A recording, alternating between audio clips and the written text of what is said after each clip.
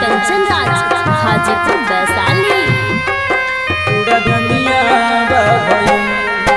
एकर अखिया पर दीवाना पूरा दुनिया भइल।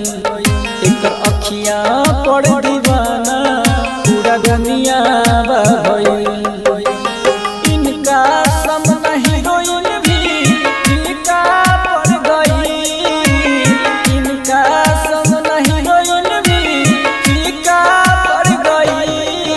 एकर अखिया पर दीवाना पूरा दुनिया भइल। एकर अखिया पर दीवाना पूरा दुनिया भइल।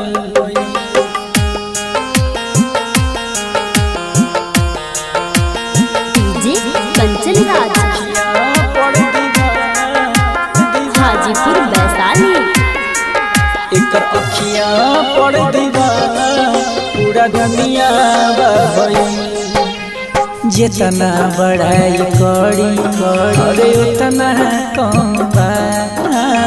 अखियां के त छोड़ा मुस्कियों में दम बा।